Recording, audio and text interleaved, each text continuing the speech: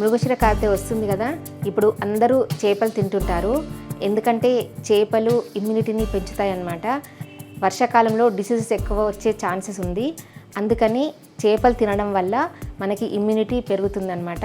అందుకే మన పెద్దలు ఎప్పుడు చెప్తుంటారు మృగశిర కార్తె వస్తుందంటే ఫిష్ తినమని. Hello friends, welcome to Hyderabadi రుచులు. నేను మీ ఇందిర. ఈరోజు మనం తెలంగాణ స్టైల్ ఫిష్ పులుసు ఎలా తయారు చేయాలో చూద్దాము. మీలో మృగశిర కార్తె వచ్చిందంటే ఎంతమంది ఫిష్ తింటారో కింద కామెంట్ సెక్షన్లో కామెంట్ పెట్టండి. మేమైతే కంపల్సరీ తింటాము.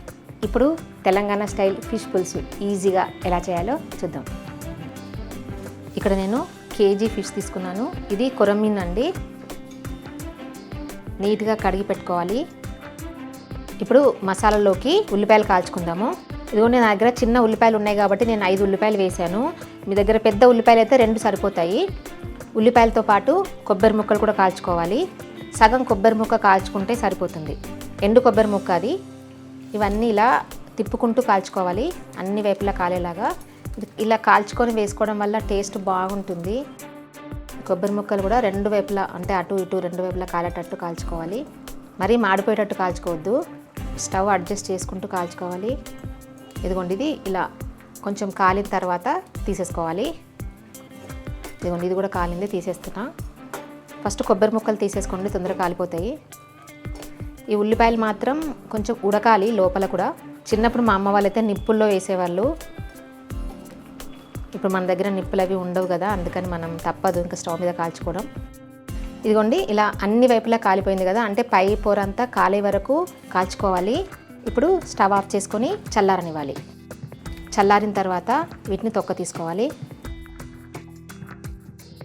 ఈ పై పొర ఒక్కటి తీసేసి ఈ చివర్లు కట్ చేసుకుంటే సరిపోతుంది. మిక్సీ జార్ తీసుకొని ఈ తొక్క తీసుకున్న ఉల్లిపాయలని ముక్కలు కట్ చేసుకొని వేసుకోవాలి. ఇదిగోండి, ఈ కాల్చుకున్న కొబ్బరిని కూడా ముక్కలు కట్ చేసుకొని వేసుకోవాలి.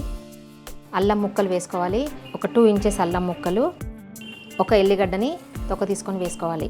మీరు కావాలనుకుంటే అల్లం వెల్లుల్లి పేస్ట్ ఉన్నా కూడా వేసుకోవచ్చు. మూత పెట్టుకొని మెత్తగా పేస్ట్ చేసుకోవాలి. కావాలనుకుంటే కొన్ని వాటర్ యాడ్ చేసుకుంటూ పేస్ట్ చేసుకోవాలి. ఇదిగోండి, ఇలాగా మెత్తగా పేస్ట్ చేసి పెట్టుకోవాలి. ప్యాన్ వేడెక్కిన తర్వాత 3 టేబుల్ స్పూన్స్ ఆయిల్ వేసుకోవాలి. కొంచెం ఎక్కువ ఆయిలే పడుతుంది, ఎందుకంటే ఫిష్ కదా, కొంచెం నీసు వాసన ఉంటుంది. అందుకని ఆయిల్లో మనం ప్రిపేర్ చేసుకున్న పేస్ట్ వేసుకోవాలి.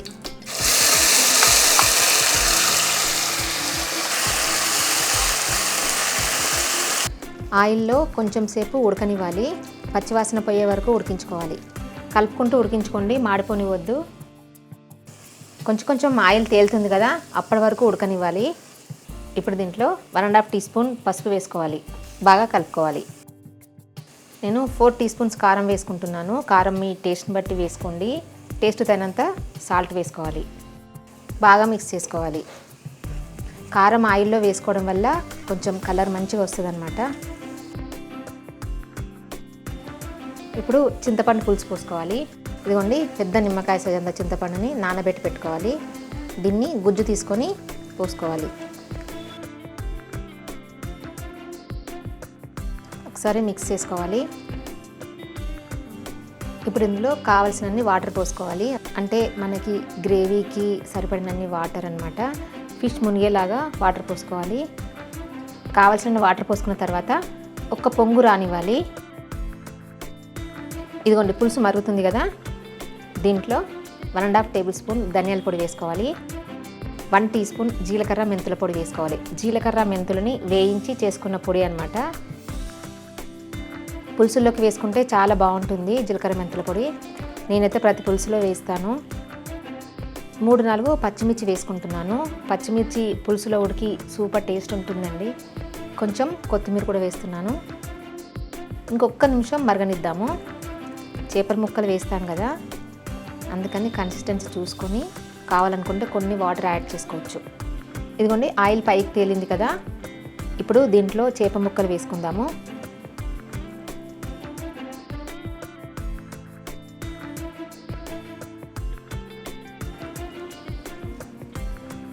ముక్కలు వేసిన తర్వాత ఎక్కువ కలపొద్దు. కలిపితే ఏమవుతుందంటే ముక్కలన్నీ విడిపోతాయి.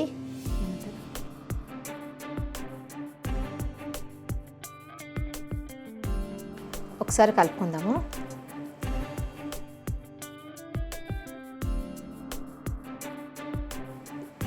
ఏడు 8 నిమిషాలు ఉడికించుకోవాలి. ఫిష్కి ఈ మసాలాలన్నీ పట్టే వరకు ఉడికించుకోవాలి. కొంచెం చిక్కబడే వరకు, అంటే గ్రేవీ కొంచెం చిక్కబడే వరకు ఉడికించుకోవాలి. మూత పెట్టుకుందాము. సాల్ట్ సరి చూసుకోండి, కావాలనుకుంటే యాడ్ చేసుకోవచ్చు. ఎక్కువ కదపొద్దండి, చెప్పాను కదా ముక్క చితికిపోతుంది. కావాలంటే గిన్నెతోనే ఇలా కదుపుకోవాలి.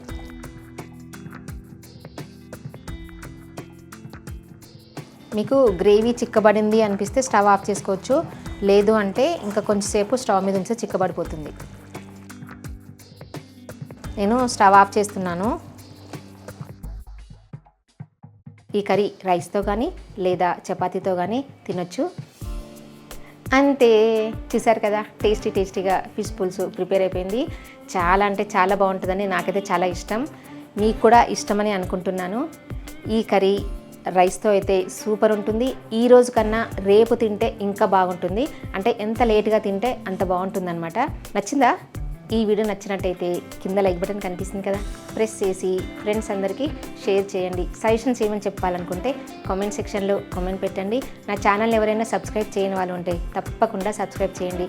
కొత్త వీడియో నోటిఫికేషన్స్ కోసం పక్కనున్న బెల్ బటన్ని క్లిక్ చేయడం అస్సలు మరవద్దు. Thank you for watching.